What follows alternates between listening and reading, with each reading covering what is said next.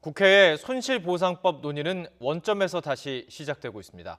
핵심 쟁점인 소급 적용 여부를 놓고 야당은 최대한 넓게 보장하자고 압박하고 있지만 여당 안에서는 신중한 분위기가 읽히고 있습니다. 송재인 기자의 보도입니다. 여야 국회의원들이 코로나19 손실보상법의 신속한 처리를 촉구하기 위해 한자리에 모였습니다. 영업 손실로 큰 고통을 겪는 소상공인들에게 국회가 답을 줘야 한다며 초당적 협력을 다짐했습니다.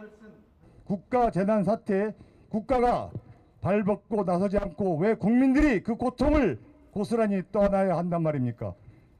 하지만 국회의 손실보상법 논의는 겨우 의견 청취 단계에 머물러 있습니다. 이를 위해 소집된 입법공청회는 그야말로 소상공인들의 성토장이 됐습니다.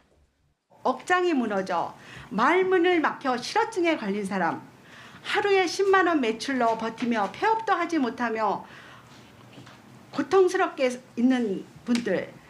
1년 넘게 피해를 보고 있는 우리 자영업자들, 정부는 또다시 외면했습니다. 또 5월이 지나가고 있습니다. 도대체 언제까지 기다려야 합니까? 공청회에서 나온 의견을 모아 상임위에서 법안을 다듬겠다는 계획인데 문제는 무엇 하나 뚜렷이 결정된 게 없다는 겁니다. 피해 보상 업종은 물론 영업이익과 손실 매출액 가운데 무엇을 기준으로 또 얼마나 보상할지도 합의되지 않았습니다.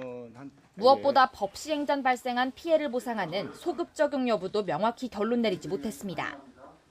앞서 소위원회에 참석한 여야위원 전원은 소급 적용을 지지한다고 답했지만 실제 당 차원의 입장은 조금 다릅니다.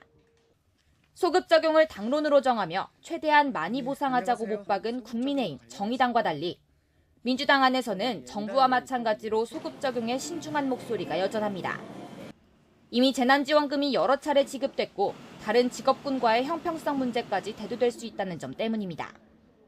이 소급을 했을 경우에 아까 정산 문제, 그리고 중복 지원 문제, 더 나아가서는 가장 중요한 거는 소상공인과 비소상공인 분들, 그리고 소상공인 내에서 집합 금지 및 제한 업종과 일반 업종 간의 형평성. 여야는 일단 정부가 파악한 피해 규모부터 들어보고 다음 논의 단계로 넘어가려 합니다. 이 사이 조속한 처리를 여러 차례 강조했던 민주당의 약속은 차일피일 미뤄지고 있습니다. YTN 송재인입니다.